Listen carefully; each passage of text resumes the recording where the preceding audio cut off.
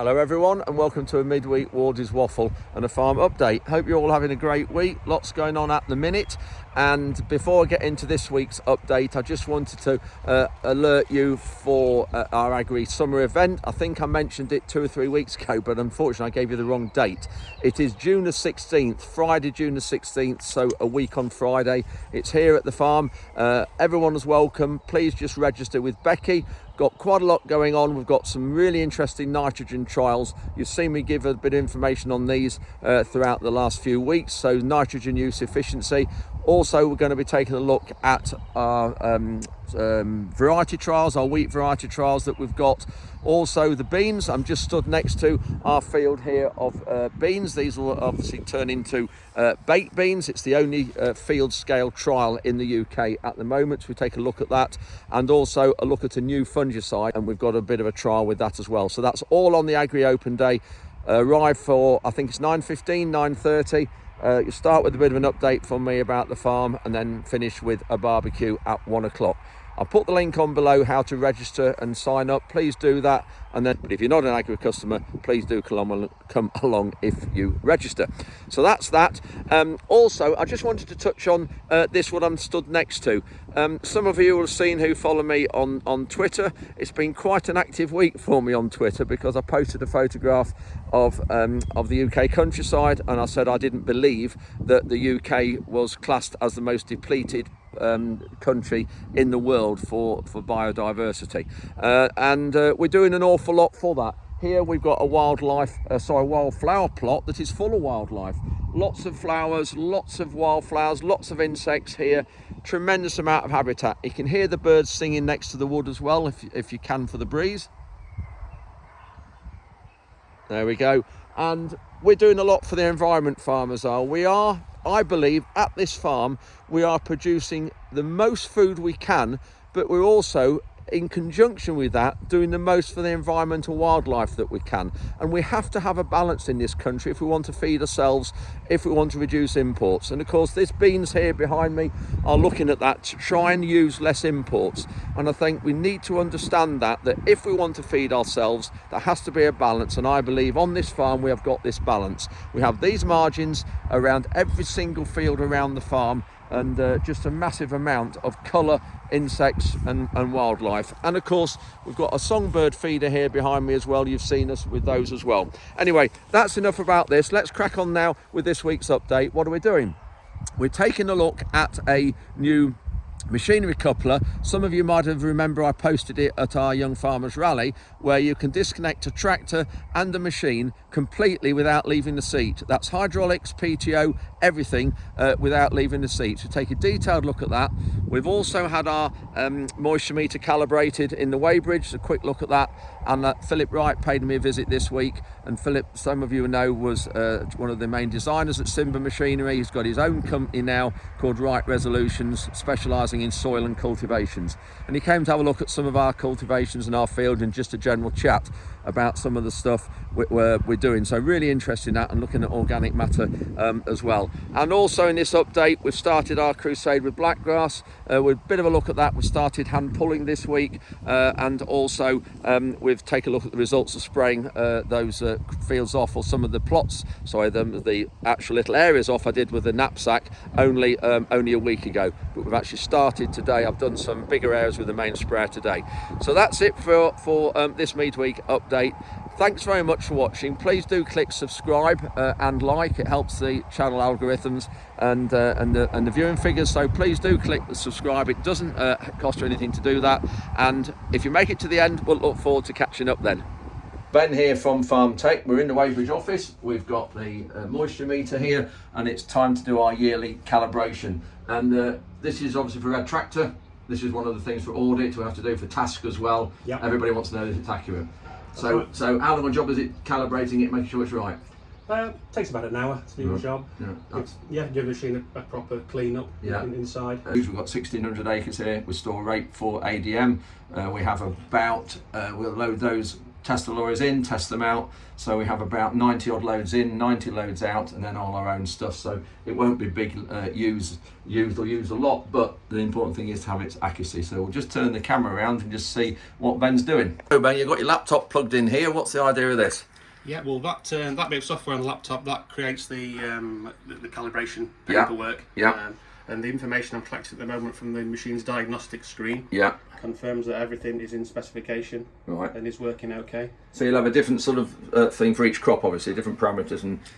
Well, yeah, the calibration of the machine as far as crops go is just a piece of software. Right. Yeah. So that'll be the 2023 National Calibration Pack, which is on this USB stick that's plugged in the front of the machine. Oh, there. Yeah. Yeah. That'll be transferred across to the machine. And you've got some of these here. What do those do? Those weights? Yeah, very important to make sure that the machine can weigh properly.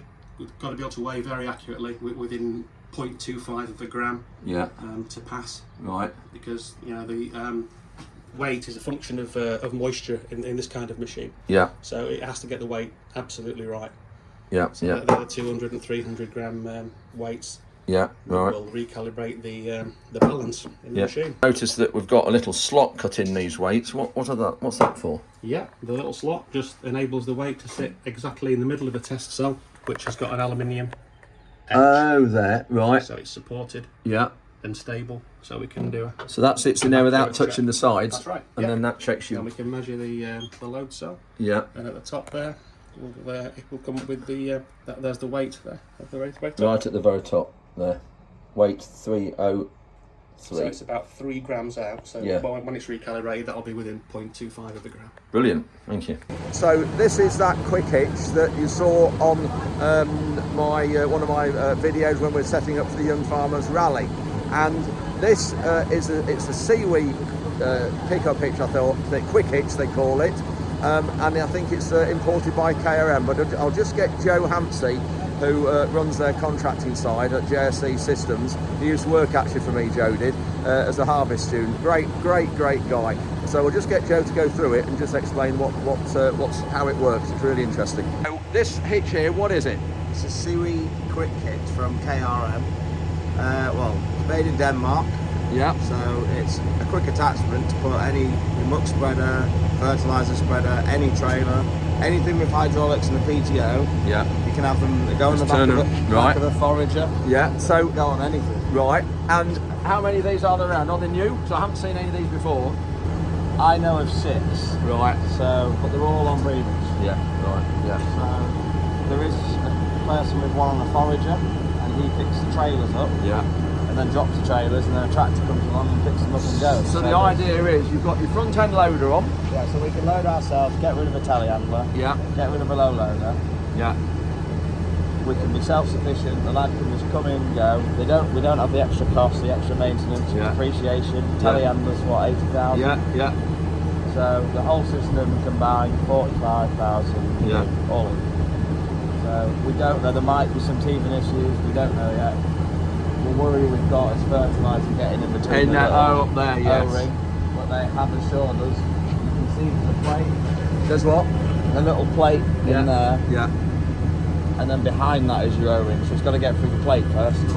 Well, we'll turn the camera. Let's have a look at dropping it off and just see how quick and easy it is. Got it off, and then to get it. So you've got that's PTO. Everything is attached. So the PTO there, yeah. All your hydraulics, isomers, everything is on. Right.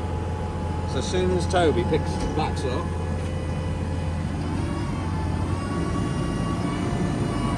you'll be quicker than this normally. Yeah. So that lines up, he picks it up, put your pipes in.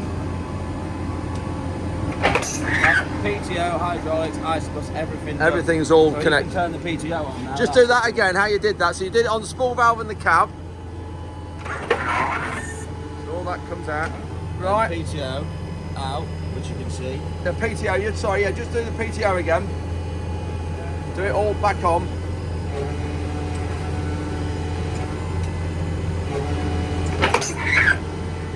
Quick as that. When you do your PTO, that lock comes out. Right. So that is now locked in transport position. Yeah. Again, So Joe. your isobus is on the screen, so everything. So now he can literally just turn his spreader on and go down the field. Go down. It's all there. Brilliant. Drops it down. Yeah. He pulls the PTO and the hydraulic spills. There's a ram there and 2 rams. That Yeah. takes your PTO out. Yeah. So he just drops it down, pulls away. So you can see that. That's it. Free now. You can drive off. And then he can load it. Look at that. Just fascinating. Absolutely brilliant. That is. So it And all you can- works 3-point linkage. Yeah. So it's your O-rings in here that you just. Yeah, so my worry is if he's loading, the dust will sit here, and then obviously they get pushed inside there, Yeah. and the connection, so that's your isobus one, that's your trailer camera. Right. Yes. So you can see there's a little bit of wear in there already. We've Yeah. only used it a couple of times. Yeah. But Yeah. In there. Yeah. they're designed to take it and have the abuse, so Yeah. we'll see how long they last. Yeah. As you say, fertiliser's corrosive. It'll be interesting to see. Yeah. So we'll. The only worry is that being an anchor when it's wet. Yeah. Yeah. But we want them for summer. We're only doing 2 machines. We're not doing the rest. Right. Well, we'll come back and visit you when you're working it in a month or two's time and see how it's standing up to it. Yeah. Great. Thank you, Joe. This is the idea, you see, just showing it and having it set up for tomorrow.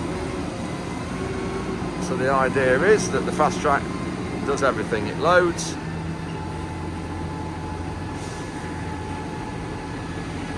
And it spreads as well.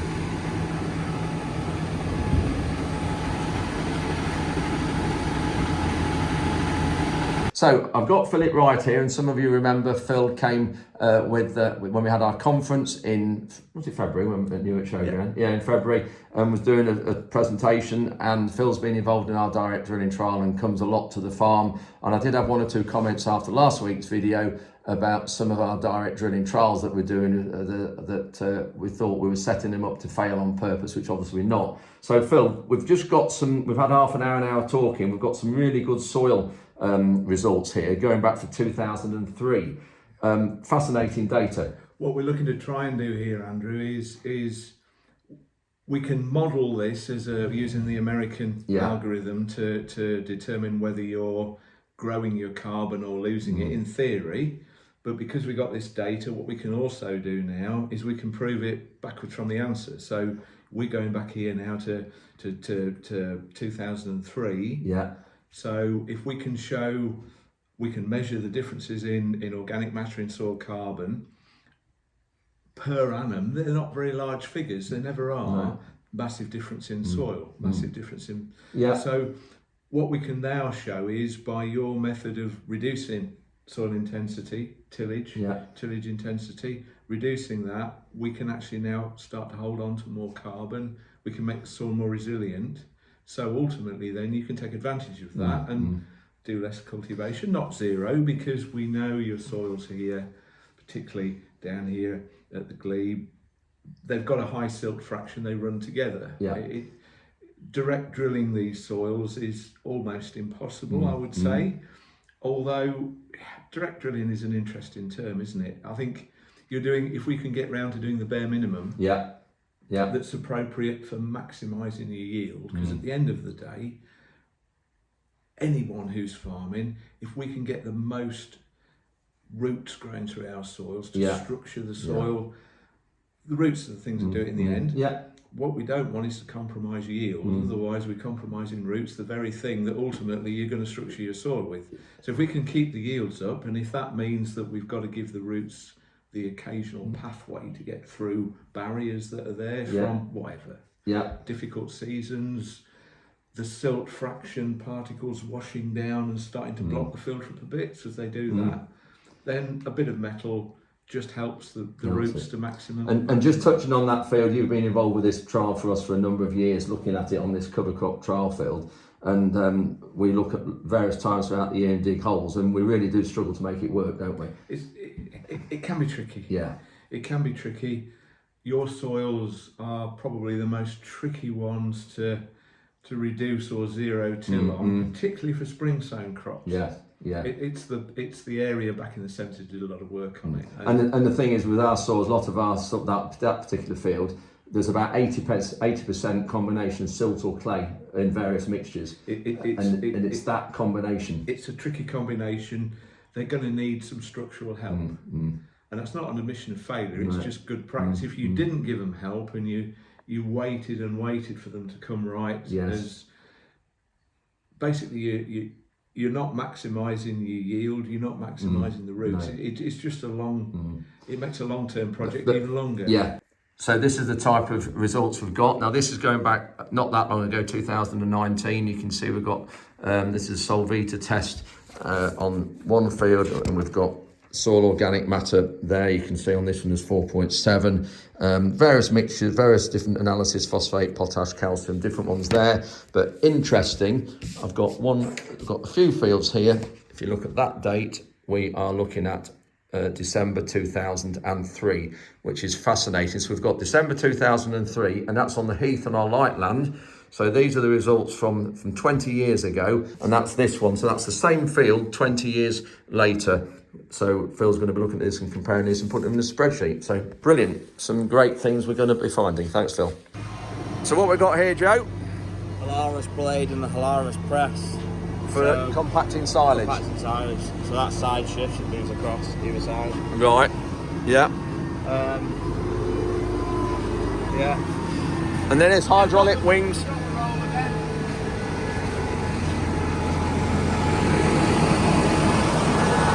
So that operates the wings hydraulically. There we go, that's it working there. For pushing up silage and compacting it. Look at that. And then this on the back with the weights on the back. It's Monday morning and I've just come to the field that I sprayed some glyphosate on some blackgrass. If you remember, I came with the Polaris and the hand lance and just sprayed a little bit. It was about 10 days ago now, so it was the 25th of May. And I just wanted to show you the effects from it, because it's done a good job on this small area. So it had a few plants of blackgrass there. There was a few there. You can just see, there we are, that's the blackgrass there, but that's not viable now because the glyphosate's killed it. You can see there just the fine grass weeds starting to go a bit more. Yes, it's killed a bit of wheat, but that's fine, because it needs to make sure we've got the blackgrass. So this is where there was a big area. Here we are, look, there's a lot of blackgrass plants here, but it's all dead and dying off, and it's still going a bit more yet. It's because it's been so cold that it's still not fully gone yellow and killed it off properly, but it is stopping it from seeding. You can see here, these won't be viable anymore. You can see my thumb, my nail is slowly coming off. Yeah, so when you look there, the seed's not quite viable, but not viable, so it's done a good job. And got a bit more up here, these little areas. So this was the worst in this field. There are one or two patches of blackgrass dotted around, but when we get hand pulling it later this week, they'll get those. I can just see, maybe I can't pick them up now, where are we? Some, they're just showing. There we go. So you can see those. So they'll get pulled when they walk the whole field. But generally, pleased with this crop. There's a variety of wheat called Gleam, an older variety, been around a bit. It's the first year we've grown it. These are all the heads. These will obviously, this is what will turn into the grains of wheat. Looking a good piece, this. So it looks a bit of a mess, this does, but that's not the point. We're not farming for it to look pretty. We're farming to make some money if possible, and to manage the weeds and everything that we're doing. And this is the best way I've found to actually get rid of the blackgrass. And if you can stop it seeding, it's huge. It makes a big difference. You can see some people behind me, and these are the blackgrass pullers that have just started today. This is Wednesday. We have got a new team this year. We've had the last ones for 4 or 5 years, and we decided we needed a different job doing and a break. So we've got a new team in this year, so hopefully they'll do a good job. So we'll have more of an update on this and in the next video, probably on Sunday and also mid next week. You can see the ground's really dry and cracking hard here. Nala's spotted them in the field. and you can see there is some blackgrass there. So this is a really good field here. There's only odd plants dotted around in the field, but yeah, we'll have a bit more of an update. There's only 5 people here. We'd normally have probably 10, get the job done quicker, but we'll have a little bit more of an update as we get into next week. So that's it for a midweek update. Thank you very much for watching. I'm heading off to Wales tomorrow morning. I'm talking at a conference in Glamorgan tomorrow, and I'll come back Friday, probably Friday lunchtime. So should have a good few days or a couple of days. And if I see you there, come and say hello. It'll be good to catch up. Anyway, thanks very much for watching, and we'll see you on Sunday.